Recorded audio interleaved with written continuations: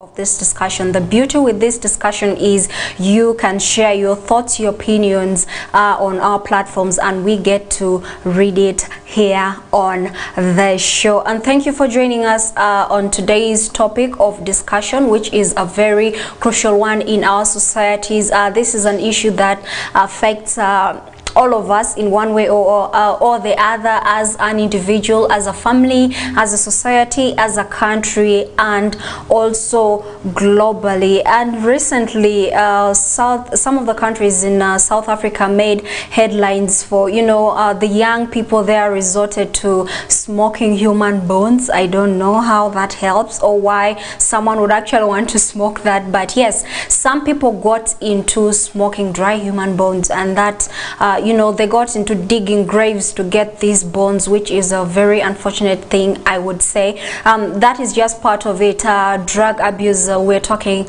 about here. Most of you know drugs like you know, cocaine, alcohol, marijuana, and so on and so on. We also have this medication that we misuse. A lot of you take Panadols for nothing. For any tiny slightest pains in your body, you are on Panadol. Some of you have become tolerant to some of these tablets. And thank you. Today in the studio we are joined by two gentlemen here to discuss this topic, and also you can be a part of it, of course. Like I said, before we go any further, let's get to know our guests today in the studio. The gentleman on my right, you're most welcome to SNL TV.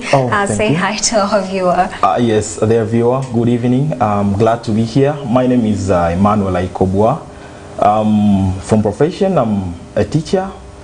From passion, I'm a script writer and actor, and also a movie director. And then any other thing related to filming, that's what I do.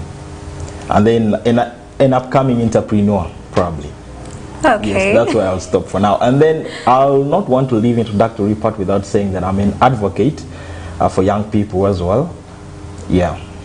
Thank you so much for joining us. Like he said, he's an advocate, and I know these teachers, film directors deal a lot with alcoholics, people who abuse drugs, and we'll get to have a piece of that experience from him, and you know, some of you also. Thank you for joining us on today's discussion. You're most welcome. Thank you, Lillian.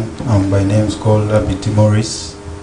By profession, I'm an electrical engineer, but by passion, I'm a football administrator at Leo Football Club. I'm their CEO. As to regard to the topic of today, I deal with youths, I deal with footballers, and I think this will be an interesting topic for us tonight.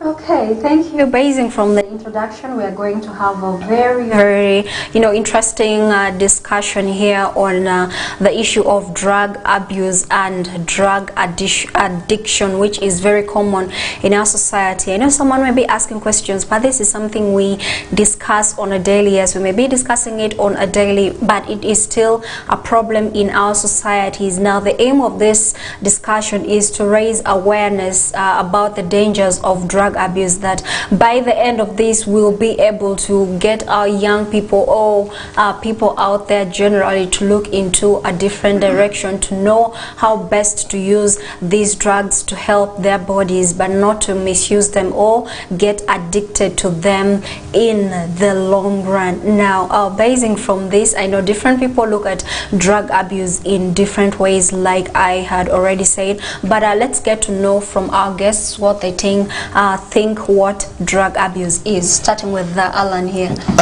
Yes, drug abuse, I think drug abuse has too many words that people end up misfiring when it comes to just giving simple definitions or talking about them. Well, let's start with drug abuse itself. Just like the English suggests, it's an abuse, right? So it is proactive dependence or use of maybe illicit drugs or medication, normal medication that you can actually use for curing yourself from sicknesses. And it looks like your life depends on it. You do this beyond the normal standards. That is what, in layman's language, you can call drug abuse. Yes. Okay. I hope you didn't forget the normal medication bit of it that he spelled out right there. Maurice, what do you say drug abuse is? In a layman's language, for me, I call it misuse of drugs. Because people out there, they actually know what they be using, but they misuse the drugs wrongly. Yeah, that's what I call it. Okay, so you know that if I use this drug, it's going to cause a damage to my body or maybe to my brain, but you still want to use it. By the way, there are various reasons that people give for abusing drugs, misusing drugs. We shall get to know some of these reasons in the due course. But like I earlier on said, there are a lot of drugs that people are abusing. What are some of the common drugs that you're familiar with? You see, I think from the onset, the most common, if not around, also be all over Uganda, is alcohol. That is one, followed by marijuana, or some people say it's opium, cocaine, cigarettes, just the normal cigarettes, yeah, cigarettes, and then there are a lot of narcotics that people abuse. Some are not common here, but you find that we normally call them rich people drugs. Yeah. Rich people drugs. Cocaine. Yeah. Because the fact that they are not common here, it's not everyone who wants to use drug who can afford them. Some of them are shisha. Shisha is another one. Shisha is a very common one now. Yes, it's at least getting common. Not at least, it's common to that extent, yeah. Okay. You know, I was asking someone, do we have cocaine in Uganda? Are there people who use cocaine in Uganda? Because we mostly see them in movies. We see these things in movies, but the fact that I'm also in movies, you will get to know that actually a lot of things that happen in movies, those are realities in real life. I would say that cocaine is one of the things one of the drugs that I've already said rich man's drugs. Rich in quotes. Okay. Yeah. What are some of those drugs that are commonly abused in the in the film industry? For our West Nile case, I will not want to delve in that. But the fact that I've interacted with people outside West Nile, especially in this field, I think apart from alcohol, there's some substance. It looks like cocaine also. It looks like cocaine. I'm trying to forget the name. I've not got the name rightly. And then cocaine is one of them. When it comes to Kampala, trust me, cocaine is in plenty. Maybe it may be few here in Arua, but in Kampala, cocaine is not in scarcity. Okay. That's it? Yeah. Okay, interesting. Turning to Maurice, what are some of those drugs that you see being commonly abused in your community, and also, let's say, among the footballers? We know these people use drugs, some of them, you know, while they're playing, we also see some of these things. Yeah. My brother Emmanuel has talked broadly, but locally here, like in our, because for me I come from Ochiwa, and when I look around there, people feed so much on marungi. That is a Chiwa signpost. Yeah, that's so common locally here. But when we come to footballers, nowadays it's it's changing. The game is changing to the extent that players are being tested on those drugs. But in those days, we were hearing a lot of issues of marijuana, cocaine, like in the outside world, like let me say Premiership. Like Rio Ferdinand was once found with, in the content of what? Of cocaine. But nowadays I don't see it. But when we look around Arua and other parts of West Nile, marungi is so common, and it's really affecting us.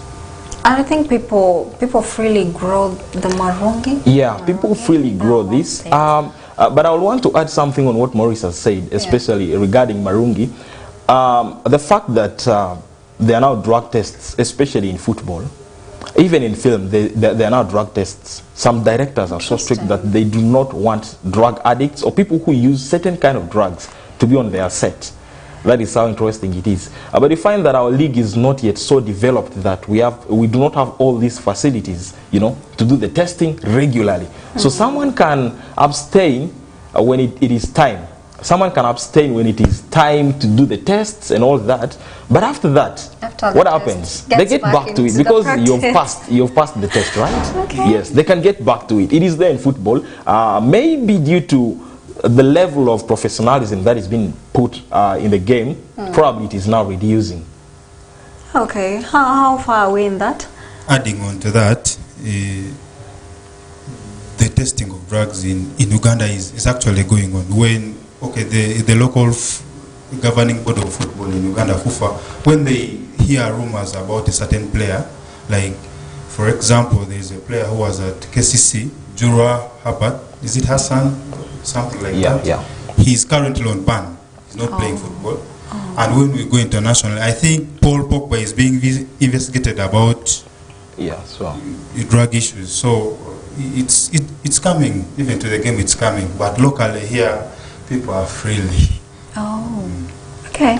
It's the discussion today is majorly focusing on drug abuse and drug addiction. What do you think on this particular topic? Let us know on our YouTube channel and our Facebook. Back to the topic, you know, this drug abuse is going on the rise. I mean, there are groups of people that have come about to talk to people about the dangers of drugs, but it's still going on. So what are some of these factors that are fueling, you know, the abuse of these drugs in our communities, in our country, globally? I like the word you end with, globally. I was checking some statistics just this evening. Actually, I think it's now America on the lead. Okay. In Africa, it will be South Africa on the lead when it comes to drug abuse.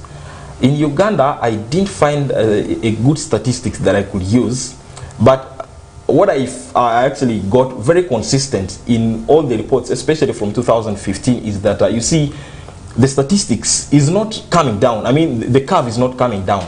It is rising. Every year it is going up. So that tells you a lot, especially when it comes to the young folk. One of the most common causes of drugs is peer pressure or peer influence, especially when you stay around people who use these drugs. Not only using it, but using it excessively beyond normal. Yeah, because something like alcohol, someone can say taking alcohol is okay. I do not want to agree with that because personally I do not take alcohol. Okay. Personally I do not. Yes. But I believe if you take alcohol responsibly, leave alone the responsible bit, if you take it just small, maybe it can be okay, but people do not mind, do not want to know their limit. You know, how much is small? 1 bottle, half a bottle, 2, 3? I do not want to delve into that statistics because I think it varies. Yeah, I do not think it is a definite amount, but it definitely varies. You know, there is this limit that you intoxicate yourself beyond your control. Just know that is going beyond. To the extent that even your mannerisms, the way you speak alone, it's already different from who you are in real life, you know. So that is already getting you into the wrong side of using drugs. Okay. Yes. Turning to Maurice, what would be some of the reasons why someone would go into abusing drugs? Let's focus on a footballer. I'm so curious about that. Okay. When we look at, let me say, footballers, for them, they feel through drugs they can get energy. And besides, Vibe.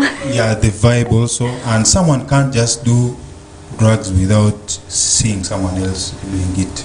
The peer pressure comes in.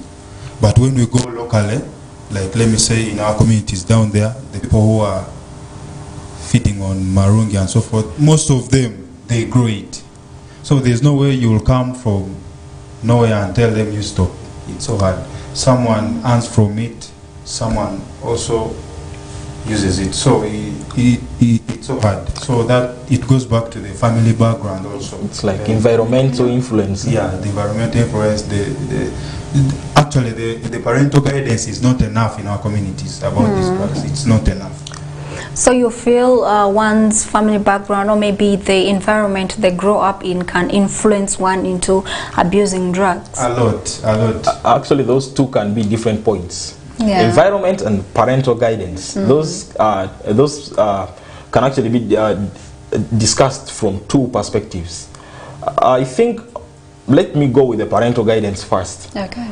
Parental guidance, if you grew up in a home where your father comes home shouting, making noise, calling up everyone in the village, or whether you stay in the city, but you know that your father drinks excessively, or even both of your parents, because I understand nowadays even women do abuse drugs as well.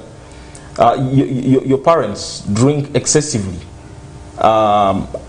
Aside from alcohol, even marungi or opium, marijuana, any of those, if your parents, if you come from a family whose parent actually depends on those drugs, trust me, if you are not restricted enough, you're bound to use those drugs as well. At the moment you start it from a young age, especially alcohol, now it becomes very difficult for you to get over it, to leave it. Very difficult. I think it's like impossible future tense for you to leave it. Yeah. Okay, we'll get to know if that statement still counts, for other people. And, a lot of these young people have been giving different reasons for not only young people, we're looking at all age categories. Yeah. We even see now children less than 5 years, engaging in this act of abusing drugs. Someone is taking alcohol, someone is already smoking, but is it only curiosity or it's what is around them that is influencing them? There's still a lot of that to come on today's topic of discussion. Let us know if someone's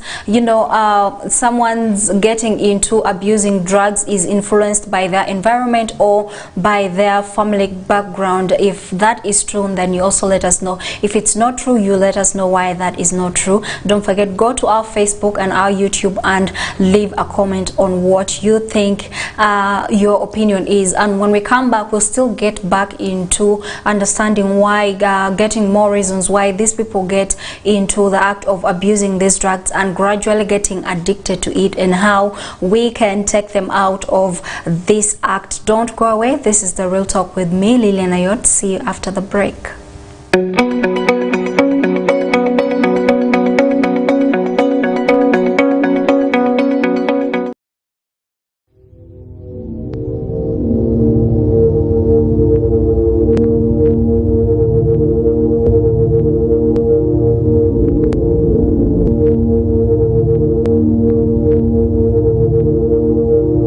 West Nile TV, lighting up the region.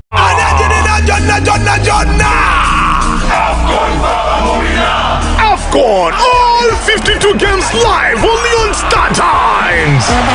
StarTimes brings you Africa's biggest football tournament, AFCON 2023. 2023 live in English and Luganda commentary. Starting January 13, don't miss Mo Salah, Sadio Mane or Nana. Lead the hunt for gold as they take center stage. Renew your StarTimes subscription today and enjoy all 52 matches in HD live on Sports Premium and Sanyuka Prime. StarTimes, the official broadcaster of AFCON 2023. This message is powered by Techno, the official sponsor of AFCON 2023.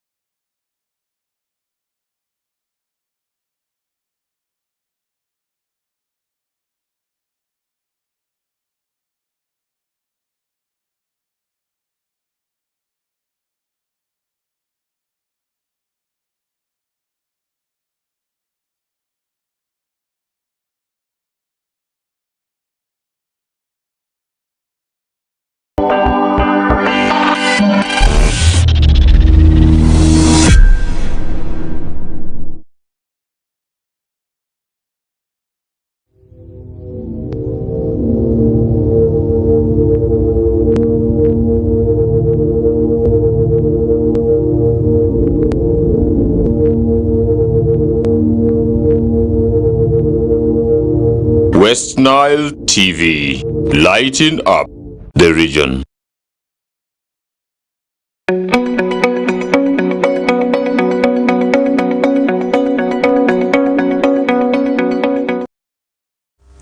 Welcome from that break, and thank you for staying with us here on West Nile TV, lighting up the region. Don't forget, we are on StarTimes and we are also on Zuku channel 0073. You can also catch us on our social media, that's on Facebook and our YouTube channel, where you can be a part of this discussion by sharing your opinion on that platform. You just like, subscribe, and you leave a comment to be a part of this discussion. And on today's special edition, we are handling drug abuse and addiction amongst people of all age categories here in Uganda, worldwide, globally. So the boundary is not there, we are just flowing. And don't forget, this is the Real Talk with me, Lilian Ayot, every Saturdays from 8 p.m. we sit here to discuss matters affecting us and see how we can come up with lasting solutions to our problems here in our community and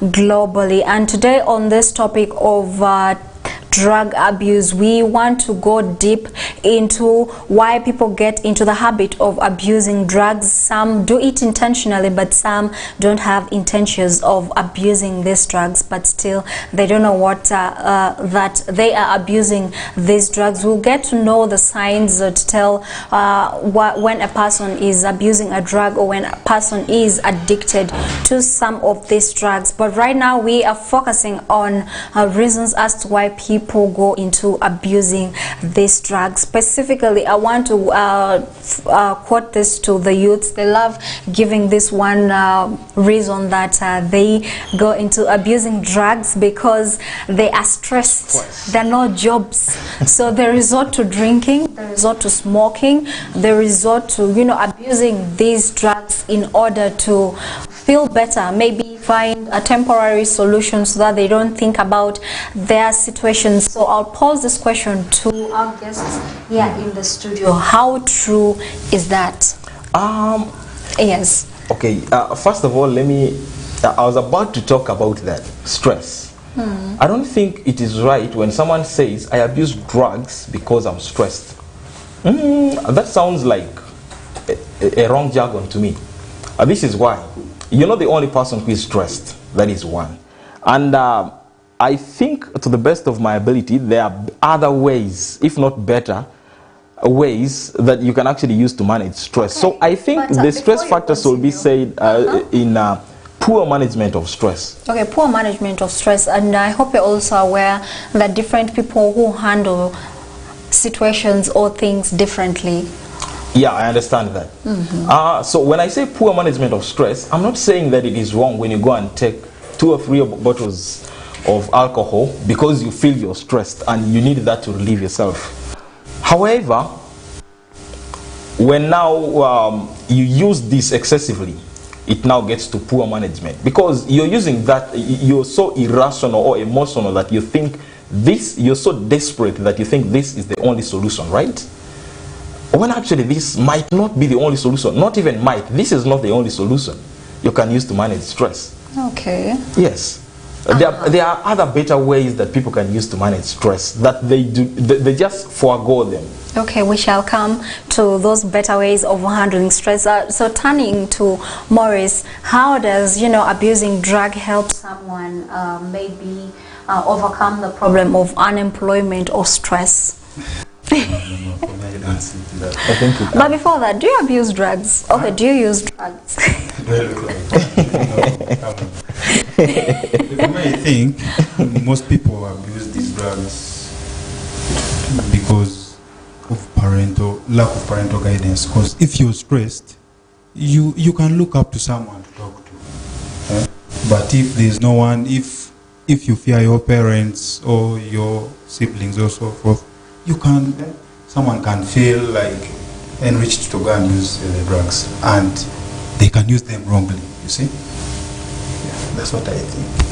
Funny how some of you say you're stressed because you're broke, because you don't have money, but you have money to go buy some liquor to kill all your stress. Okay, the irony. But that is just it. Many people go into these things for different reasons. But zeroing down on relationships, it's one of the biggest reasons why most people, justify their act of abusing drugs. Okay, Alan, you're checked today, and so the relationship has ended. Maybe you got your babe with someone else. How do you end up going into smoking, doing cocaine, doing heroin, doing alcohol instead of looking for other ways? I think it comes back to one, mindset. How will you take that situation? How you react over that situation depends on your mindset. I don't know if I have to go and explain what mindset is, but I think for me, I have an understanding of a relationship in a way that if it fails, so be it. That's how I've tuned my mind. If it fails, so be it. Yes, I'm not going to lie that I'm not going to be stressed, or you're not going to feel some pain. We all know how someone you feel is part of you, and now you know that the person is no longer part of you, leaves a void. That void brings about pain, right? Maybe some of us, not only relationship, dating relationship and all that. Sometimes some people lose loved ones and they get into stress, and then the stress leads them into alcoholism, marungi, opium, and yes, that's how they join the queue of a long queue of drug addicts. But talking about, let me bring it back to the dating relationship. I don't think we should take relationships, this is my personal opinion, I should not attribute it to anyone. I don't think we should take relationships as a do or die to the situation that we look so desperate. Okay. Yes, like we should not look desperate. That you can do that you cannot do without such a person. It comes back to stress management. So once your mind is fixed that this is too much for you to take, you cannot manage this, you need a second or third party to come and manage this, and your mind goes fast to drugs, then that's how you come into drugs, and yeah, it ends you. Relationship is not a do or die. Some of our lives depend on relationships. Some people take relationships, I don't know, as a do or die, and that's why when things end, that is just where it goes. We're well aware one of the biggest problems that young people face today is heartbreaks. Everywhere, heartbreaks. You find someone sitting in a club or in a bar during daytime and is drinking almost a crate of beer. Yeah. So do you feel that is a justified reason for someone to go into, maybe boozing or smoking and then just passes out, something like that? For me, I don't buy that, because honestly, if someone moves on, she or he has chosen to move on. So you can find other ways of overcoming that. But drugs shouldn't be the main result here, because you run into drugs you've never used, and maybe if you're driving or you're using a machine, you can crash, you see, and that will be another issue. I don't buy that issue. If someone chucks me, I go and use drugs. No, on to the next one. Because it's not on this last option, right? So we agree that some of these reasons that we are giving are not justified reasons for someone to go and start abusing some of these drugs and substance out there. So what are those some of those causes that we still need to dive in that you feel are justified? I want to say physical and sexual abuse. And now that point a big is one. too broad. I don't think I can even finish discussing it, even if I'm given the whole time. It's a topic of its own, but we can still zero it here. Yes. Let me just speak from the sexual abuse itself. We are aware. Let me bring one case scenario here that there are some people. I do not want to call it an occupation or a job, but there are some people who do certain things that bring them money, and their life depends on those things. They use drugs as a booster. One of them is prostitution, which of course I'm not okay with it.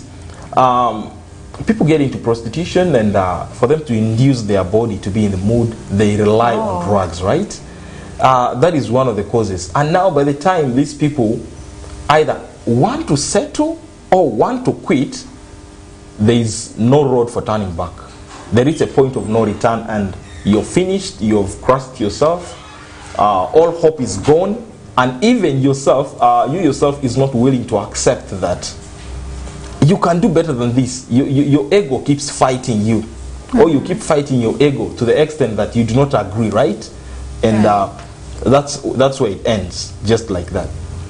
Oh, that's where it ends, ego and all that. Maurice, what are some of the reasons as to why the rate of drug and substance abuse is going high and high, despite all efforts that are being made by different individuals, organizations in our communities?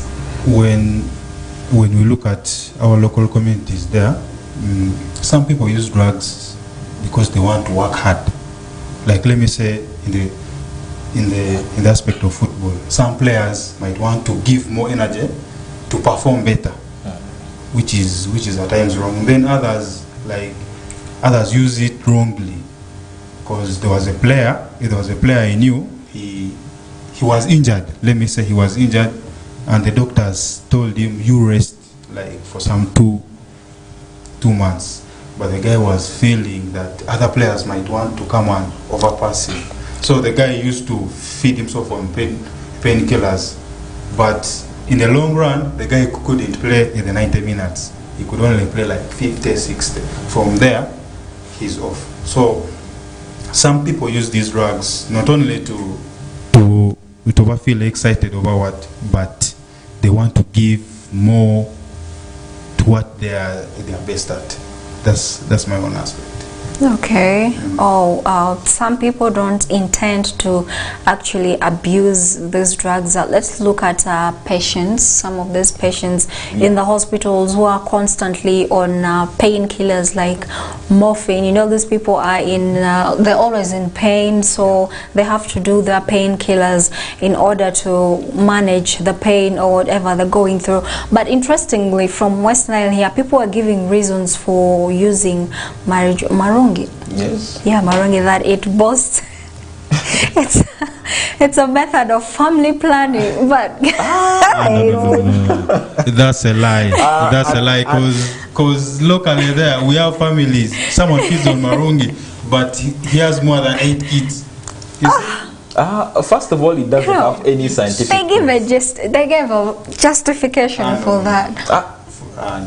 Justification. It's a lie. Okay, I know how people try to justify their use for marungi in regards to family planning, right? Right. But trust me, there is no scientific research that has proven that that bit is really effective.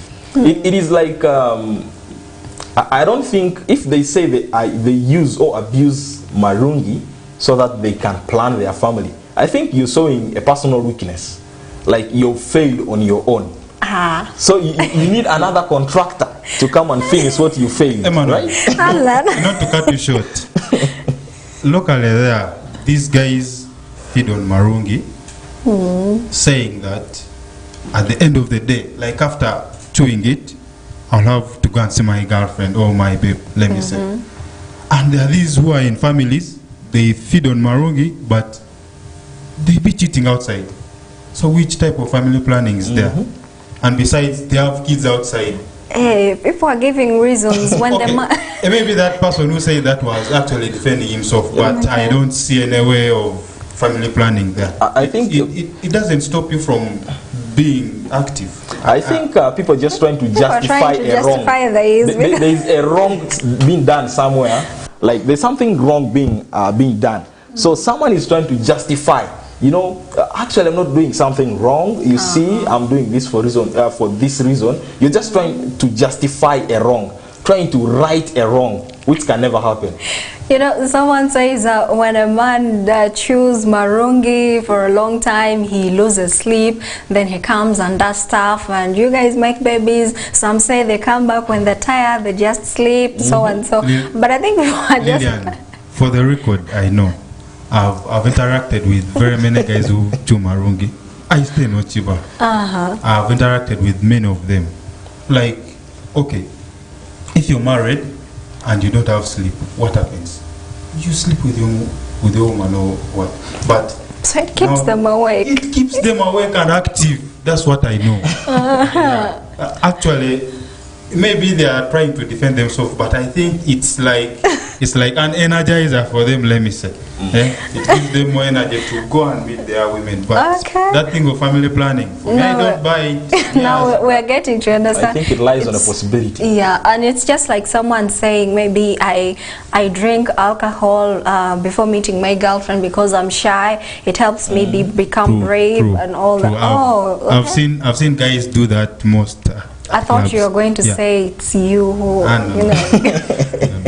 But there are way too many reasons out there that people give for abusing drugs. Some of the reasons we have already discussed, but you can also add more of the reasons and help us understand why people do some of these things on our YouTube and our Facebook channel. We'll read your comments right here. And now we want to go into the addiction. When do we say someone is addicted to a substance or to a particular kind of drug?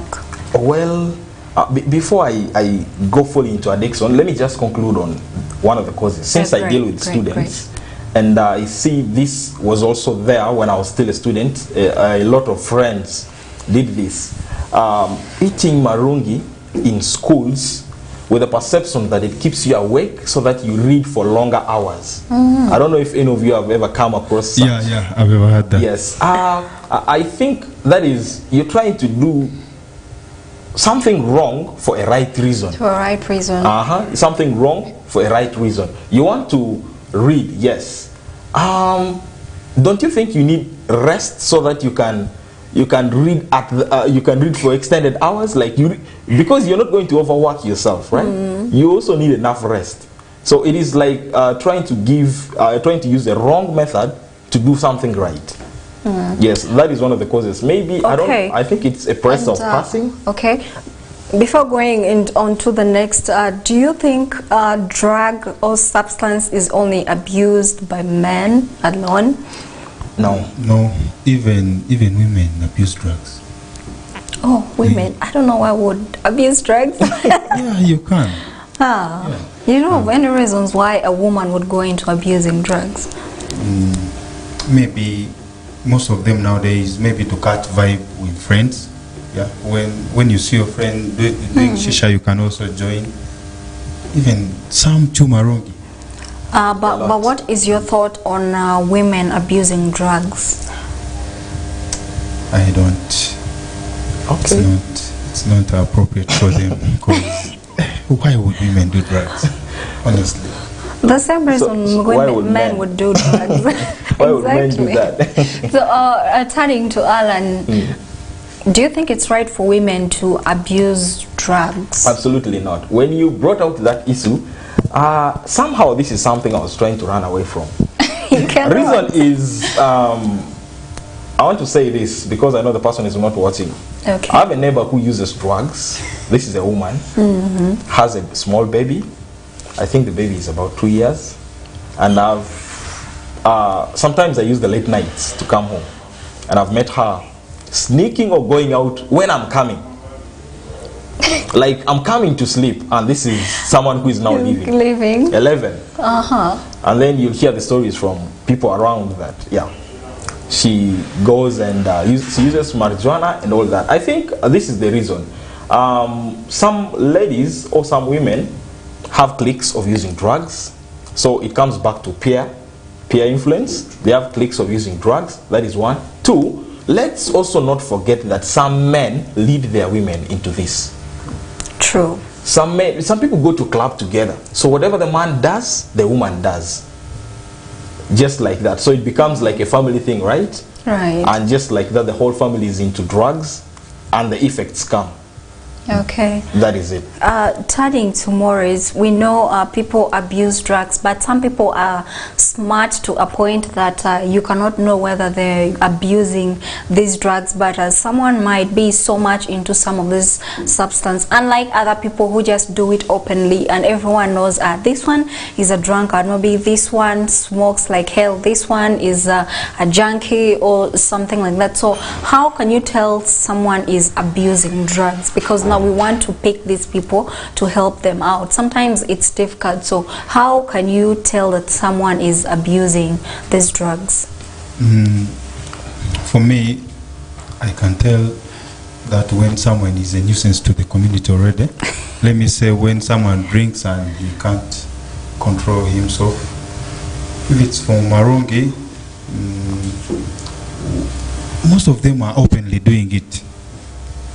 That's for sure. Most of them are openly doing it, but that addiction, anyway, maybe from the structure of the head, their head, they start growing. Like Growing what? Like Grapes. they are like their head starts swelling from Oh. yeah, like Oh, really? like the This over vein. chewing. They call it gomba belt. Gomba belt. That over chewing. That's when you can know that someone is overdoing it, let me say. Okay. Let me hope it doesn't make our foreheads to grow up. Everyone's like questioning some of our foreheads. Now, turning to Alan, 2022, we had a school visit to one of the schools here in Arua City, and we were stunned to find out that some of these pupils, not this time it's not students, it's pupils, P7 pupils. These are girls who are smoking hair, the gray hair of old women, and then the skin of snakes. These are girls in P7 about to sit for their, their PLE, and then the teachers were talking, and one of the interesting thing was how they were able to tell that these girls smoke, they sit in groups and they had this queer behavior. So how are you able to tell that maybe your students, your pupils in your classroom are abusing drugs?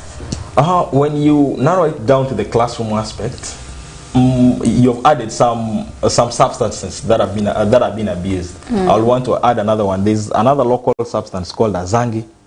What's that? I don't think it has an English name, because not that everything here is in England, because they derive English names from. Describe. it has leaves as well, and then it also has seeds, just like opium. Okay. Just like opium, but it has another weird reaction. Maybe the reaction is similar to intoxication. I mean intoxication, like when someone is on opium, but they use it as a substitute for opium, right? Oh. As a substitute. When this is not here, I can use this. Yes, And now let me come back to class. Personally, I've discovered this in the class I taught last year. You realize that there was this one boy who will just, like, you just crack a simple joke, the class laughs. For him, he will not just laugh, he will stand up and laugh.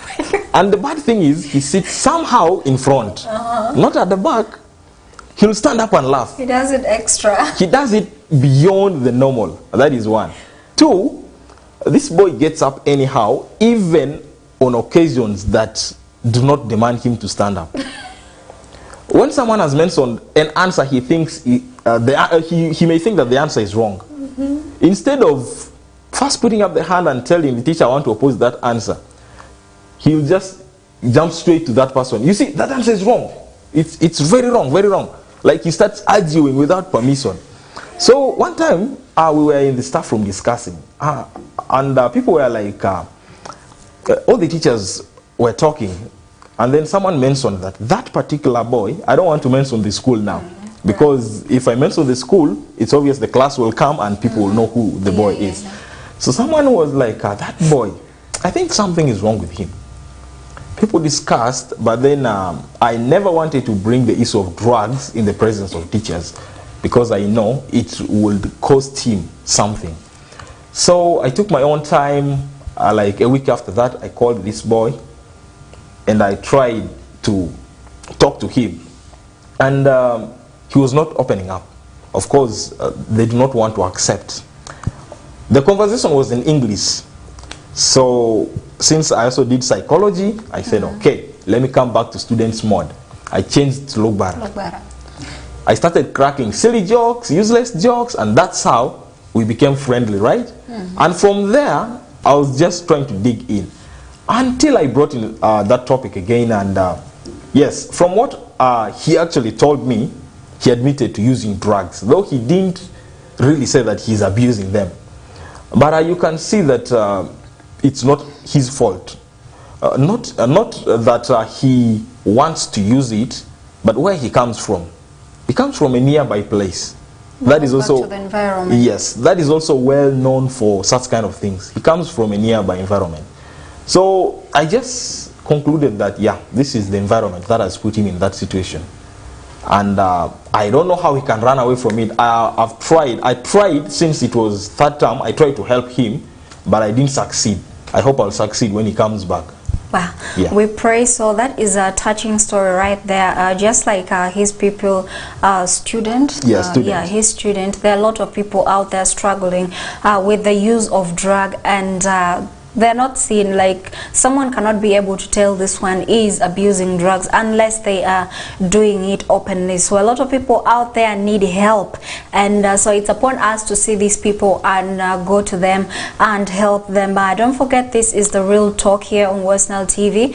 Go to our YouTube and Facebook channel to give us your opinion on what you think about the abuse of drug and addiction, and how we can help such people, how we can be able to tell such a person needs help, how we can say this is the point where this person cannot continue no more. And if you think some of these reasons for abusing drugs are justified or not, you can also let us know. But for now, we're going for a short break. When we come back, we'll be able to discuss more on how to help such people on individual, family basis to cope up with some of these addiction. Don't go away. This is the Real Talk with me, Lillian Ayot. See you shortly.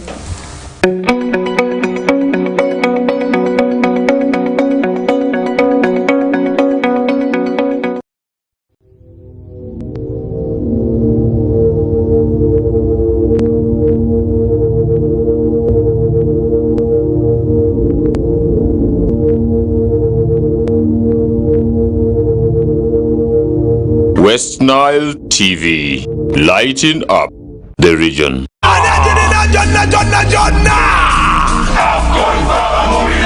AFCON, all 52 games live only on Star Times.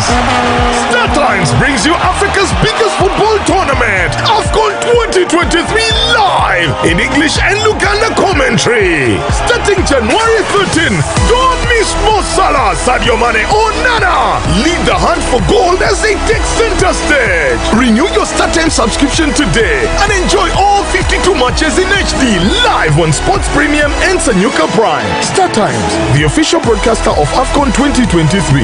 This message is powered by Techno, the official sponsor of AFCON 2023.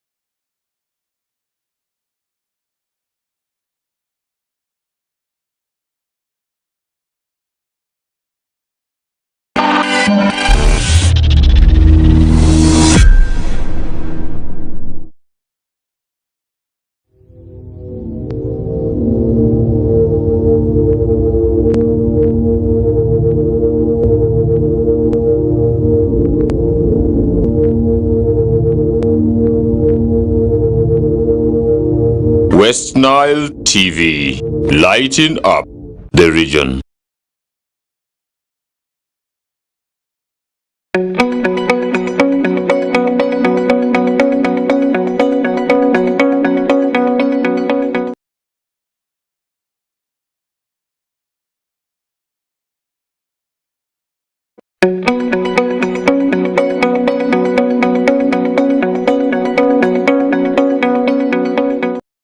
Welcome from that break, and thank you for joining us here on West Nile TV on this very beautiful Saturday. I hope you're having a very good time with your family, girlfriend, wherever you are, but thank you for staying with us on this show. Now don't forget, we're on Star Times on channel 003, and we also stream on our Facebook and YouTube channel. You can share the link with your friends so that we are all a part of this discussion, and together we're able to share our opinion on this topic to help someone out there and also help ourselves. Today's topic is a very sensitive topic that we are all familiar with, and it's not the first time that we are discussing it here, but we continue to discuss it because we still need to bring this to light to help people understand the dangers of drug abuse on them, in on their families, on the society, and globally. So that's why we are here, and that's why we value your thoughts and your opinions on this discussion here on West Nile TV. This is the Real Talk with me, Lillian Ayot, every Saturdays from 8 to 10 p.m. And today in the studio we have this gentleman here to join us in discussing this topic. These are young people who also deal with young people, and we're also trying to look at this from the adults' points of view, but the major focus is to look at why people abuse these drugs and see how we can help them come out of it. I know we had a discussion earlier on why people, eat marungi, and the reason they gave is that it's a form of family planning. And someone says when you eat marungi, you don't, a man does not erect, so it helps them in the family planning issues. But I know not everyone can relate We also have this one called Goro. They say when you eat Goro, okay, this is a gentleman talking. When you eat Goro, it helps them erect and so help things run smoothly. And those are just a few of the reasons as to why people give for abusing drugs. Now, remember, you can use these drugs in a proper way, and you can also abuse them. It ranges from alcohol to the Panadols, you know, all kinds of painkillers that people take on a daily to help relieve pain or any other sickness, you know, whatever they're going through. As long as you don't follow the doctor's prescription, maybe you overdose and do that, you are abusing these drugs. But there are better ways you can use these drugs if you have good intentions for using them. And we already discussed some of the reasons, looked into the basics and now, and also how you can be able to tell someone is abusing drugs. And we are coming to when you can actually tell that enough is enough, because some of these individuals do not acknowledge the fact that it's an end point for them to stop using these things. But you can also be able, as a friend, as a family, as a concerned citizen, to tell that at this point I think it's enough.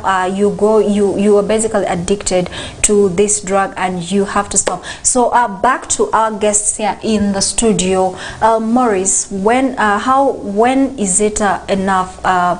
When can you tell that a person is getting addicted to a particular substance or drug, or what time is it for them to stop? You can tell when that someone is addicted to a particular drug when the person can't live without it. Like, he can't spend, like, let me say, more than 5 days. I have a neighbor. He works in Obongi, but the guy, when he came for the festive season, the guy was telling me that he can't stay 3 days without alcohol. And I told him, bro, you are addicted. He said no, he can't live without it. So that's when you can tell someone is addicted. Then for the issue of Marungi, I think when someone they believe that when they take it, they think so their reasoning capacity increases, but that's when someone can't stay without it. That's being addictive. In my accept. Yeah. All right. So that is his opinion. Turning to Alan, what is the difference between drug abuse and drug addiction? I don't think there's a clear-cut difference. There's just a thin line between those words, addiction and abuse. First of all, both of them are wrong. In fact, they are bad. They are bad. Okay. Addiction and abuse, they are bad, both. Now, the abuse can just be limited to its excessive use. You're using it beyond your control. Now, when it comes to addiction or dependence, it's like your life depends on it, right? Your life depends on it. You use it either several times a day, or you cannot finish a day without using it. Actually, sometimes you find that some people have difficulties in associating with people or in their work, like normal work, whether someone is in formal or informal employment. They have challenges doing their work because they are not on that drug. When you get to that point, just know that that is now addiction. Like your life depends on it. That is now addiction. Okay, I believe we have all witnessed this in our communities, you know, in our families, even seen some of our friends get very, very restless for no good reason. Yeah, like someone is not sick, someone is not what, but the person is very restless. The person has anger issues, the person is banging things for some reason, and then after some time you see this person is totally calm and acting like nothing is happening or nothing has happened. So those are some of the signs that we need to pay attention to. So how can you be able to tell that someone is addicted to a substance? The unrest is always there. Okay. Yeah, like someone who does cocaine, he, like, let me say, they locally call it bangi. The guy is always, and he doesn't rest. Then there's that car confidence which comes automatic. Like when you're talking to someone, he's just confident. Even though he's wrong or right, he's so confident. I think that's when you can tell. Okay, Alan, before, you know, the fact that someone is already abusing drugs is already bad enough. That's like your ticket to addiction. Yeah. So if you're not able to, you know, tell that someone is abusing a drug, then that's a very big problem that we have. But then how can you tell someone is really addicted to a substance, and what is the point where you feel like this person needs help? I don't want to repeat what I've said, but you just ask someone one question. So when do you think you'll leave this drug you're using? And hear the response. Many people do not think they will ever leave they will ever leave whatever they are doing. Is it just in the mind or something? Somehow yes. Somehow yes. When it comes to these illicit drugs or the cocaines, alcohol or whatever, now for the medications, someone gets addicted in a sense that some people have, it's normal sometimes to have certain kind of headache. And now someone believes that each time there's that slight headache, even sometimes it does not necessitate the use of any drug. They just go on to it, and they do this excessively because they lack the patience to wait for the drug to start working on them. They overdose themselves. The word I think is overdose. They overdose themselves, and their life now depends on using those medications so that they can actually live right or do certain things. For instance, we all have, if not all, at least many people have this thing where you wake up in the morning and you have something like flu. It's not really flu itself, but something like flu, because there is always that cold in the morning. But then we get out of it without using anything. Some people always make sure that in the morning they take something for it, and in the long run you get used to it, to the point that any morning you do not take that, you either fall sick or you're not normal. Whether you go to work or not, you're not yourself. That one, just know you're addicted. So when it comes to about the response, people do not accept. They even know, but they do not want to accept that this is now beyond. It's beyond my capacity. They do not want to accept that. So when someone gets to that point where they openly do not want to accept, even the healing process or getting that person out of that situation is hard. It's very hard. Very hard. Okay, and well, thank you for that input. We have comments coming in from our YouTube and our Facebook channels. For now, let's go to our Facebook. We have Richard Ofuma, who says, but the problem with Marungi eaters, they don't want they do not want correction, right? Don't want correction. Never go into an argument with the Marungi eater. You will lose. So, you know, these guys, when they sit in their stages, you know, and then they're chewing that Marungi, even as a girl, you just be like, no, I cannot pass. So, how do you get to help such people? Because they don't want correction. You're going to someone to tell them, you know, eating Marungi is not good for your health or for these reasons. And someone is like, no, like, I don't care. So how do you get to help such people? By the way, it's really so hard, because I remember, is it in 2015, the locals around, they had resorted that they want to cut down the plantations. But now, the owner of the plantation will tell you, where will I get the money? Where will I feed my family? Where will I feed my family?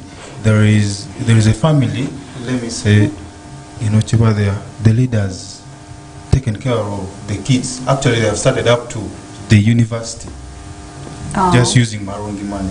Okay. But now, how will you stop such a person? Let's zero really down to these ones who chew by the roadside. It's really so hard, because you go into baseless arguments with them. Okay. When you tell someone, can you leave Marungi for this? The guy will tell you, yes, I'm leaving, but year in, year out, they're still needing. Okay. It's really so hard. Well, thank you for that input. We still have more comments. We have Richard Ofuma, still the same person. He is watching us direct from UAE. Thank you so much for watching West Nile TV. We have Jurua Terra Rhymes. By the way, hi Terra.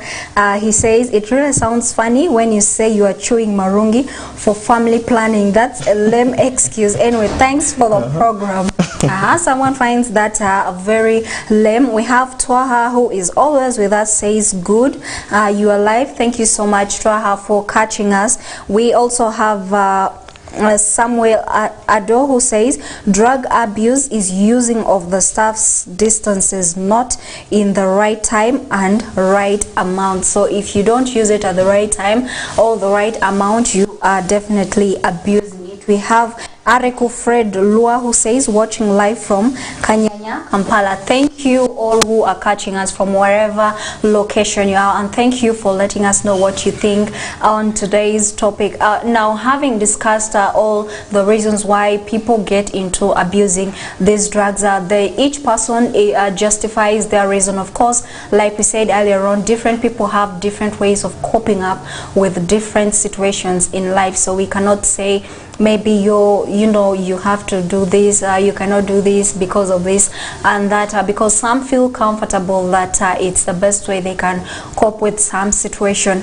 But one thing we cannot ignore that is evident is the effect, the impact it has on the person abusing this drug, their families, the society, and the global economy at large. So we want to zero down on looking at some of the effects that drug abuse has on individuals before we go to the others, starting with Emmanuel. Sorry, Morris. It's okay. I think loss of body weight. Someone who takes a lot of alcohol will lose body weight. Then others go into mental disorder. That's why you see there's a rampant rise on mad people around town. Before we leave the point of loss of body weight, how does alcohol or drug substance, drug abuse lead to loss of body weight? Most of these people who feed on these drugs, they tend not to eat well. So in the long run, someone loses the weight and so forth. And if you see the person's body outlook, it doesn't. Most of them don't look nice, actually. Actually, it's funny how it's funny how someone starves themselves. These people, not that they do not get money. At least small money comes, but they are so stingy that they do not buy food for themselves, but they can afford to buy drugs. You see, that's how addicted they are. Someone feels. Well, does the abuse of drug make someone lose appetite? Because some people are not stingy. Some of those people buy food at home. They actually buy food at home, but they don't eat the food. So I don't know if that also it leads to loss of appetite or something, because trust me, some of these people have money. They have food in the house, but they don't eat. It's hard to understand. Maybe it's I do not want to justify it, but I think maybe some of them lose appetite when they're on drugs. Maybe we should not eliminate that fact. Yeah, we should not really eliminate that fact. Okay, we're still here with Maurice. In the other aspect, I think there's a tendency of them being stubborn at some time, because I think when someone uses a drug, let me say alcohol, the appetite comes automatic. It comes. But they have a tendency of being stubborn that they still want to. Someone wants to continue drinking, so that he can feel bad about what I don't know. But I think if someone takes alcohol, you get hungry, you get the appetite, like you said.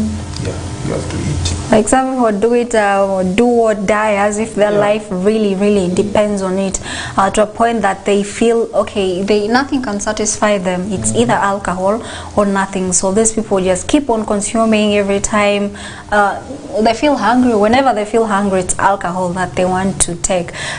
So what are some of those effects that it has on individuals? Actually, one well-known Mulevi once made a statement, and I see it's a common statement here in Arua, that okay, let me say it in Lubara, that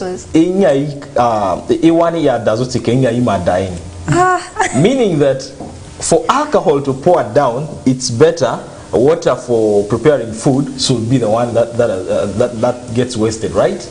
That's just a loose translation. So when people go into even bringing up quotes trying to justify their deeds, that obviously shows that there is something wrong to it, right? Yeah, it definitely shows. But the greater effect of drugs is it affects human behavior. Humans do not behave in a normal way now. Just from abusing drugs, people leave their normal self. Now they multiply, like you're either 2 or 3 in persons. You see, they now leave the original them and now get to someone else. So one visible impact of drugs is simple, changes human behavior. We can see that with whoever uses drugs, whether alcohol, whether you have not used it to your limits, but it changes your behavior. You like it or yes, you do not stay normal. Okay, so let's look at the families of such individuals who abuse drugs. How is the family always? Is it a stable one? Is there peace in the family, or it's this kind of a chaotic family? Their families are not settled. Most of them, they end up in fights. Like if your mother drinks and your father drinks, a slight mistake, there is a slap, there is a punch, you see, and the kids be looking up to that, you see. Their families are not, I've seen certain families separating just because of that. Yeah, they separate because my mother and the father, they are not in good terms, just because my father wants my mother to quit. So families even scatter, actually. Okay. Alan, what impact does this carry on the families of such persons abusing drugs? One of the most common is child abuse or child neglect. That is, I think, one of the most common, because most of these drugs, I don't know who set the standards, most of these drugs are abused in the night. I don't know who set the standards. So the father or the mother who uses these drugs comes late in the night, that doesn't get to care whether the kids are there or not, whether they have eaten or not. Okay, you just come late perpetually or in continually, that most times maybe you find your kids already asleep. You do not get to find time with your children, or some people completely neglect their children. Have you ever heard of stories of men who sleep in bars? What do you think becomes of their family? Yes, child neglect, straight. Okay. And then some of these things actually do not only affect your family, it actually goes ahead to affect your neighborhood, even your relationship with people at work. Some of these lead to accidents. We know that being under influence, you can easily cause accidents for people on the road. Yeah. Okay, what role does drug abuse play in when we talk about domestic violence? How does it contribute to the rising cases of domestic violence in our communities? Actually, when we look at domestic violence, drug abuse is the main cause of it currently, because most people when they take on the drugs, they lose the respect for each other. Yeah, like your wife might be stopping you from taking it, but you'll be continuously doing it. You lose respect for each other. You end up violating each other's rights. Quarreling every day. Yeah, every day, and that respect is actually not there. You know, we've seen these kinds of families where the father comes, I don't know why it's always the fathers in most cases, who just come home drunk and then starts beating the wife, beating the children, and you know, there's just a whole lot of drama, a whole lot of things happening in the family. And I love the aspect where you brought the child abuse bit of it. So these children grow up in an environment that is not suitable for them. They grow up in these things that really make them can become very toxic children, you know. So that's where they get to choose whether you don't want to be like your father or you want to turn up like your father. That's where they get to make the decision. But still, your opinion on how, you know, drug abuse or substance abuse leads to the rise in numbers of domestic violence in our communities? I know I will not want to dwell or just generalize. Let's not leave it on the fallacy of generalization that actually most men or whoever uses drugs abuses families. I mean, there is a lot of violation caused due to that drug in the families, but a big number of people who use drugs do not have stable families. You can actually count on that. It doesn't need any scientific proof, trust me. One impact that alcohol itself has on families is that one, this man, the beating itself, this man beats a woman for reasons that have maybe passed or reasons that are just cooked up, reasons you can just overlook, simple reasons. These people start to complain about almost everything the woman does. About everything the woman does, you start to complain. You lose respect, you do not appreciate, you see, you do not really get to appreciate any little bit. Not even the woman alone, but the children get affected, you see. The children get affected. Now, I know of people who will drink and then they make noise in the whole community. They're a nuisance in the community, right? Your drinking is not only affecting your family, now you've brought it to a we issue. It's now ours, you see. Actually, it's sad for me where I stay. I stay in BAT. It's sad for me where I stay. One prominent city, someone who is a prominent leader in the city, drinks a lot. There is no time you'll ever find that man without alcohol. The days you find him without alcohol is when you will see an impact that this is someone who is addicted. There are people who are addicted when they are without the drugs. What happens to them is there is that feeling of withdrawal. They are withdrawn from the society. They are withdrawn. They look more quiet than they really are. Or that is maybe the real them. But since they have spent, or you have spent your entire life looking at them or seeing or meeting them whenever they are on drugs, you'll just know that this person is not on the best mood or on the best performance. So for that man, you'll find him whether in the morning, afternoon, you'll just find him on drugs. I think he takes breaks from workplace just to come and booze. He doesn't booze here in town. Okay, where does he booze? He boozes from there. He boozes from there. You'll just find him taking some breaks. I know that he takes breaks maybe from his office, and the reason is alcohol. Okay. Just that. So that brings us to the point where, what impact or effect does drug abuse have on your professional work?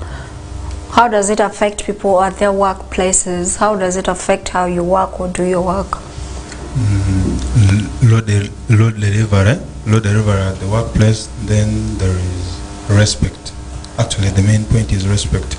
Like if you're working with a community-based thing and you're abusing drugs openly like this, people can't respect you anymore. And if you're also in the long run violating your family, you find that you're losing it. You're losing it completely. Okay. Actually, some people bring the violence up to workplace. It doesn't stop at home, especially those who do it during working days or working hours. Some of them bring it up to the workplace. Like I said, I'm a teacher, right? Yeah. The teachers, you've ever heard of this report? Teachers are known. Teachers who drink a lot. Teachers who drink a lot. But also, this is also bad to students as well. The fact that some students even use drugs on those productive hours during the day. Someone passes you and is smelling weird, and you know this is a drug. Yeah, this is a drug, and That's a nice one. Actually, drug abuse has a way bigger impact on individuals, their families and communities than you can ever think, ranging from your families, how you relate with your families. And we've had very many cases of couples fighting when the other is drunk. You know, you're always fighting, and then one day you just push someone, maybe accidentally or intentionally, and then the other person passes out, and children grow up with all this trauma. They're affected in very different ways, so it also shapes the way they view life once they're grown-ups. And most people have lost their jobs because of abuse of drug. And you're going to your workplace, you're not delivering, you're not productive, you're either sleeping or you're being violent, or you're not working on your assignments as you should be. That and many other effects that are still there. You can also add on to that by going on our Facebook, our YouTube channel, and add some of those effects there. And also, when we come back from this short break, we'll be able to talk about how to help people who are abusing drugs, or people who are, and also those who are already addicted to the use of these drugs. Let's go for a short break. When we come back, we'll be able to tackle that and many more. Don't go away.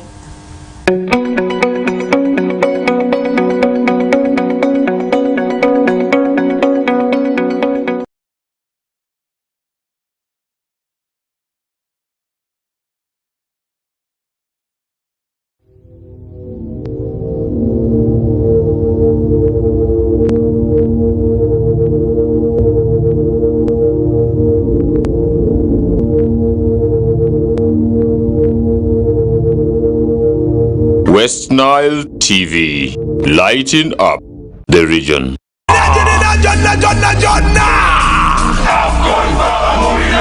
AFCON, all 52 games live only on Star Times. Star Times brings you Africa's biggest football tournament, AFCON 2023, live in English and Luganda commentary. Starting January 13, don't miss Mo Salah, Sadio Mane or Nana lead the hunt for gold as they take center stage. Renew your Star Times subscription today and enjoy all 52 matches in HD live on Sports Premium and Sanyuka Prime. Star Times, the official broadcaster of AFCON 2023. This message is powered by Techno, the official sponsor of AFCON 2023.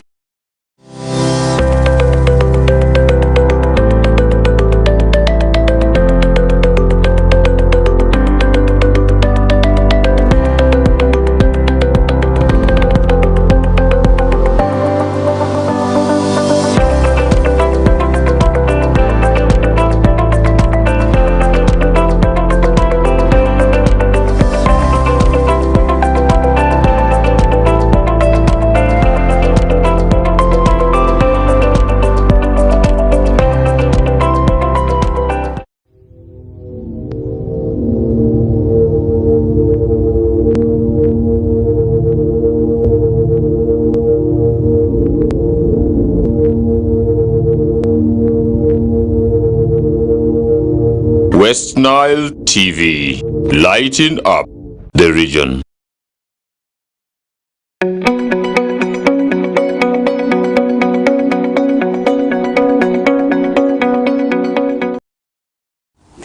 Welcome back from that break, and thank you for staying with us here on West Nile TV. Together we are lighting up the region. Don't forget, you can get us on on Zuku channel 0073, and also we stream live on our Facebook and our YouTube channel, where you can be a part of this beautiful, lovely conversation this Saturday evening with me, Lillian Ayot. This is The Real Talk, every Saturdays from 8 to 10, and today we're focusing on drug abuse and addiction. What do you know about this topic of discussion? Let us know and give us your input. If you have personal stories to share, would also appreciate it if you share it with us here on this platform. But otherwise, thank you for staying with us. In the studio we have gentlemen with whom we are discussing this topic today, and many people already gave their views, and someone saying people who chew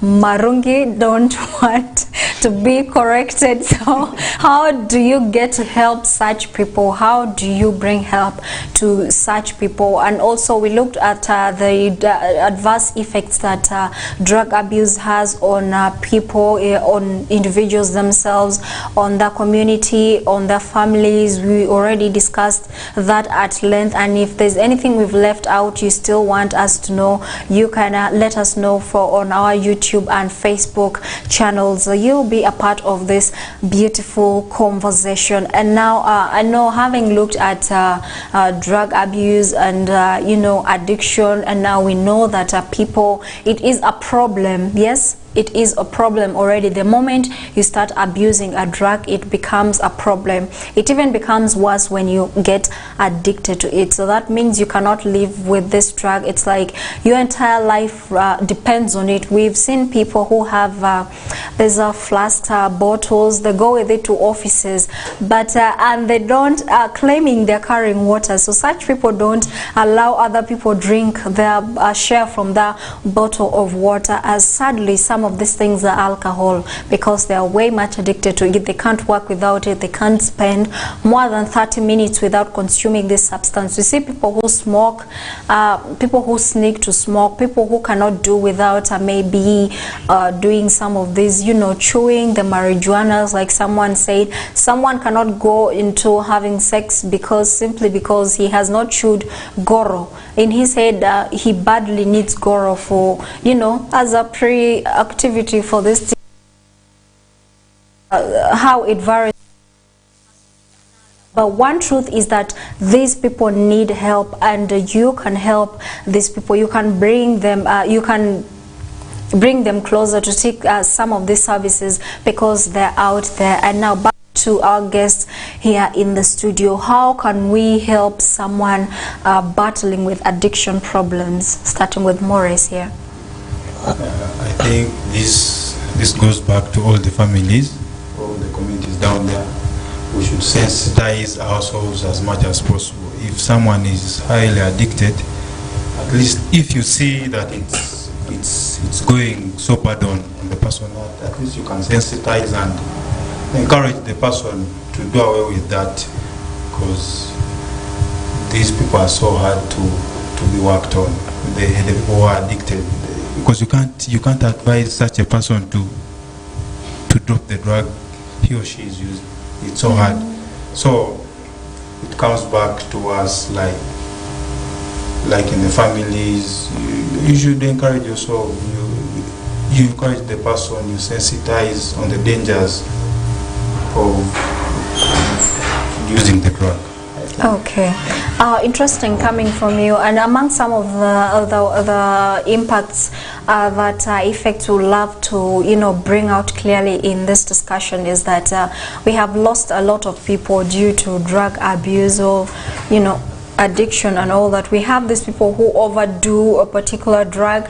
Let's say people who overdo cocaine, and then you know, your body suddenly shuts down, or maybe your body just can't take it. We've lost very prominent people. You know, some of the cause reasons they gave for the late, I love to use the late Whitney Houston's death. We all know she was a very renowned, iconic person in the entertainment industry, but we lost her due to overdose of drugs. And so if we do not get to help such people in time, we get to lose them. We've seen recently we lost you know, a brother due to some of these drug abuse issues. Don't wait for it to reach that extent before you can extend someone a helping hand. But we're also saying, before someone comes to help you, an individual is, you know, has to acknowledge that he or she has this problem of abusing. You first have to acknowledge it as an individual. That's why we go to the behavioral change theories and all that to get to these people. And so turning back to Emmanuel here, what are some of the coping strategies that should be put in place to help these people cope with the problems of drug abuse and drug addiction? I think you've mentioned my first point. It is acceptance. If you do not accept that you have a problem, then it's hard to treat or to start working on you, because what will we be treating? There will be nothing, right?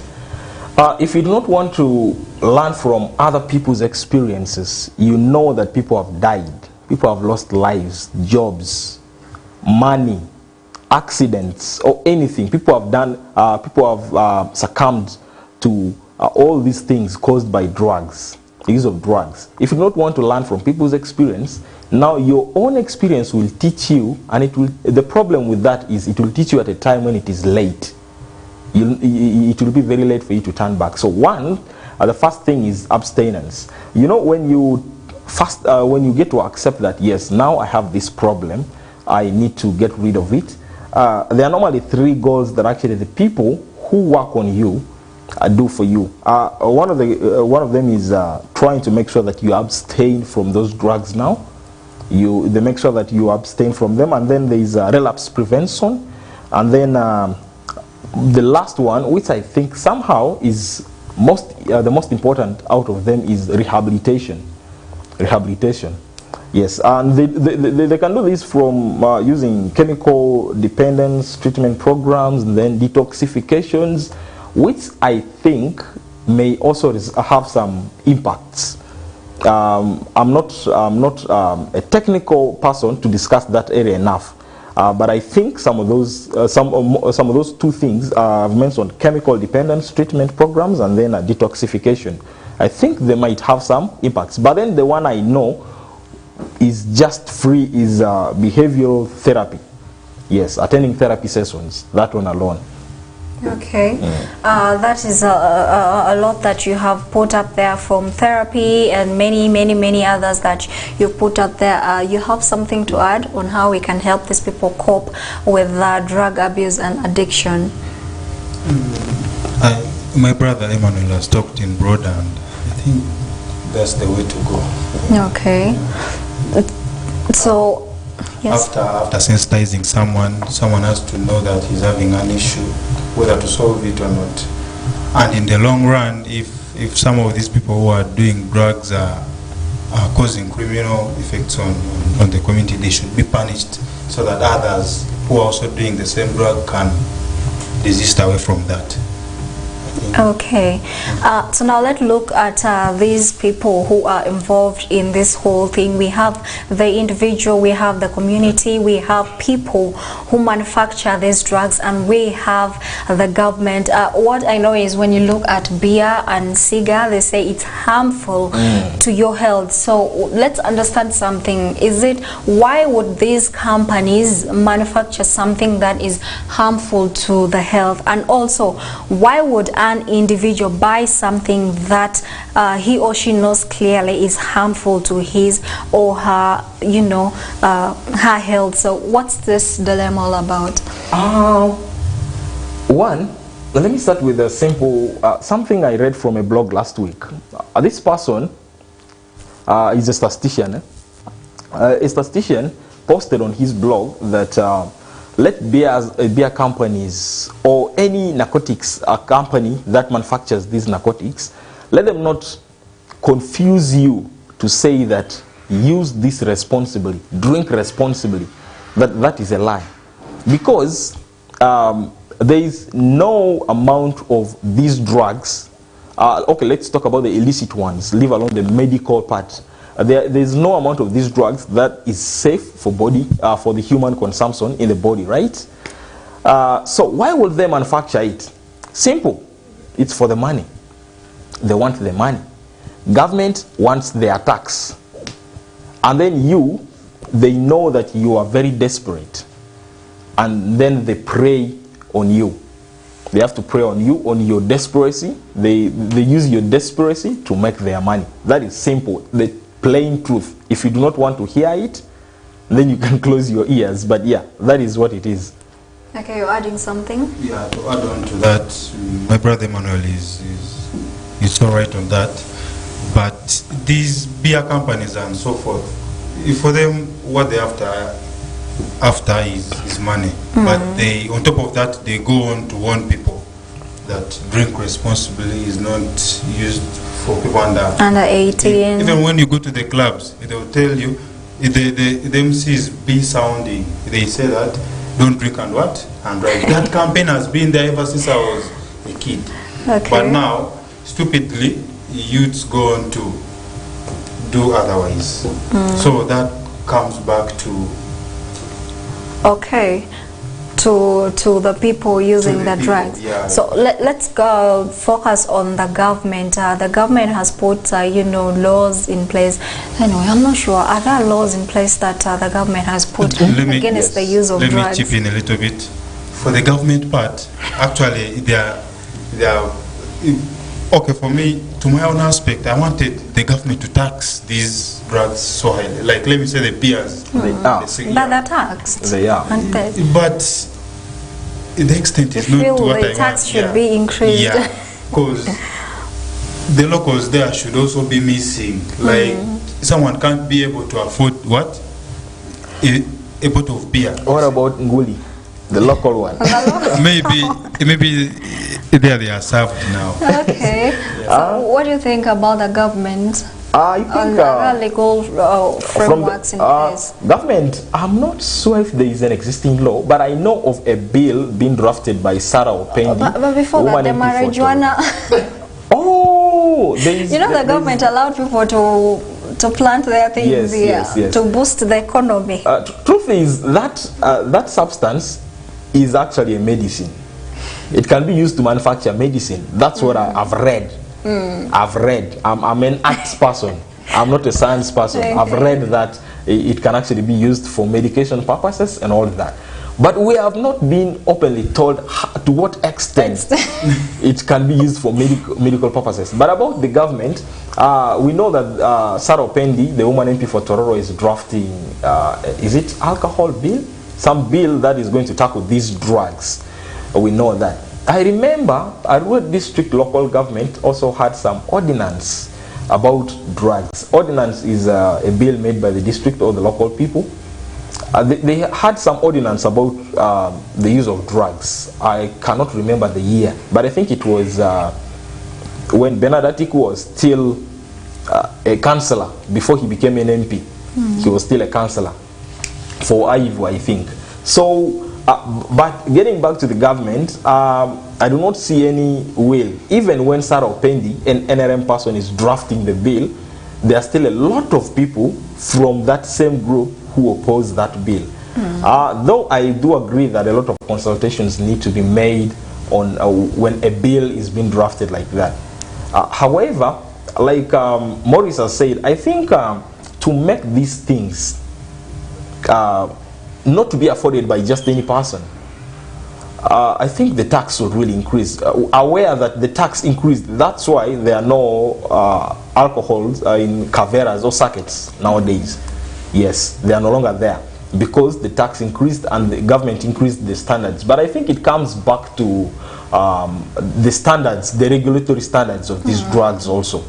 Okay. Yeah, the regulatory standards of these drugs. Whether I think they know what better they can do about how to regulate the manufacturing of these drugs to the extent that they are not so dangerous to the human life.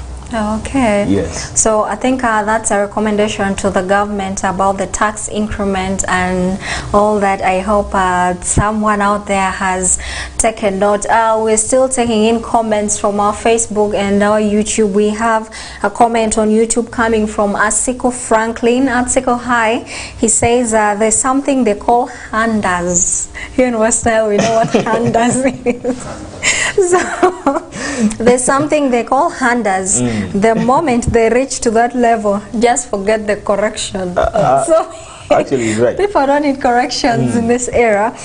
He goes ahead to say the impacts we have: addiction and drug abuse, family instability, high crime cases, poor health, disrespect, and low esteem. You can also be like Franklin and leave a comment. Let us know what you think about this topic of discussion today, and also let us know if it is the person abusing the drug to be abused, or the family, the community, or the government, or the manufacturers of this substance, this harmful substance, or it becomes harmful when we abuse them. But some are just harmful straight away from the start. Whether you're using them or not, just using them alone, it's already has some harmful impact on you. Okay, that has been the discussion on today. If you have just joined us, we've been tackling drug abuse and addiction among people of all age categories. I mean, you can find these days, you find children smoking. Like I said, the people who are smoking were just kids. Those are kids under the age of 18, but they're already smoking things no one would even think about. Now we see people, some of the young people in West Africa now walking like zombies because they are smoking human bones. I don't know who comes up with such, I don't want to say innovative ways I think of it's doing curiosity. things, but it's curiosity. People are curious. It's right, curiosity killed the cat, and some cats are about to die if we are not careful. Thank you for joining us today. Now back to our guests as we conclude this discussion. What are your final words for, all of you out there, something that you'd want them to take out of this discussion, basing from where we started from?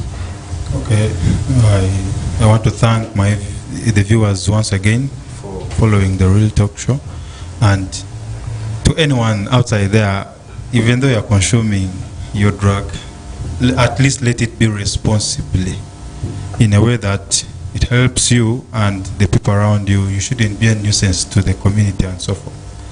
Thanks for following. Okay, thank you so much, Maurice, for joining us in today's discussion. Thank you for your input and your final words to our viewer, and thank you for staying with us. Let's have Alan put out his last message to our viewer. What's that one thing that you want our viewer to depart with from our discussion? Before I give the parting thoughts, let me just wrap up by saying this. Over the years, we have heard about this drive against drugs, right? The use of drugs. It's not a new thing. The sensitization.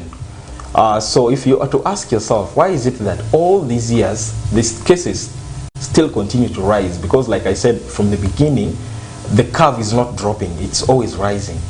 So all these years, why is it that even when there is sensitization, the cases are rising? That means maybe we need to change the formats of sensitization. Because we are here on TV, how sure are you that the people we want are listening? Even when you go on the radio, how sure are you that the people who are really having that problem, how sure are you that they are listening? Maybe we need to take some deep dives, like we go to the villages or these localities. Maybe that's just what I'm thinking. However, on personal basis, I think you should just get to accept that it will not make yourself to depend on any drug. Like without it, you cannot do anything. No, don't get to that extent. The moment you realize that you are in that extent, seek medical help. That is it.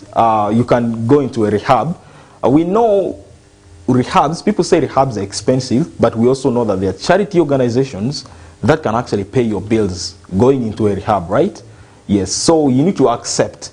Some people do not accept to the extent that one of our youths in our village died last year because of alcohol. Everyone knows that. Even I didn't mourn. I was not sad because I heard that even when he was put in the mental unit there in Arua, he still had the audacity to sneak to go and drink alcohol.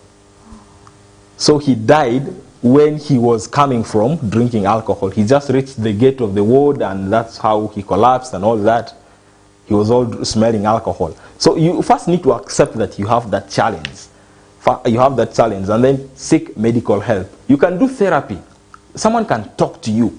Someone can talk you into leaving drugs. Don't think it is so impossible that you cannot do without drugs. Yes. Someone can talk you slowly and slowly. I know it is a gradual step that you need to take, but yeah, with time, you can get there. Okay. Yeah. Thank you so much, Alan, for that beautiful input, and thank you for listening. And on today's topic, it has been a very fruitful one, and thank you for joining us on this discussion. Drug abuse is a problem that many communities are still grappling with.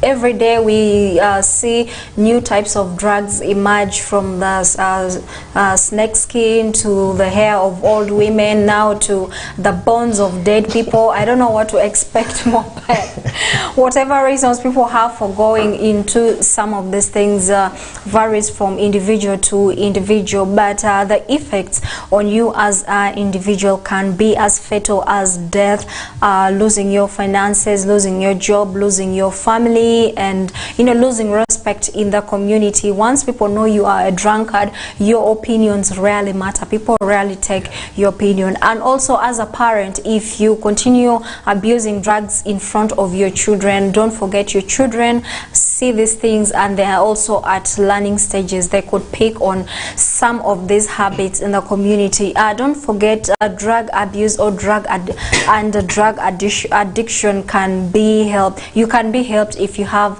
such problems. You can go to rehab, undergo therapy. You can avoid your peer if they're the ones influencing you into going into the act of abusing these drugs. You can avoid them. You can keep your mind busy. You can exercise, you can watch, you can do what you love. You just try as much as possible to stay away from these things. We know people can, you can also relapse, but you can also pick yourself up again. It starts with self-acceptance. The moment you tell yourself, this thing I'm doing is not right, or maybe I need to stop whatever I'm doing, that is the first step to seeking help or treatment. And don't forget, we say drug abuse is not a good thing because it affects your health. It can affect people around you, affect your community, affect everything around you. And I hope you have learned and benefited from this discussion. Don't forget, you can share the links of this discussion to your friends who have not watched, to also get to learn from this discussion and help someone out there who is grappling with these problems. Otherwise, thank you for staying with us on today's edition, and to everyone who left a comment, thank you so much. To our director Elliot, thank you so much for making this possible. Our producer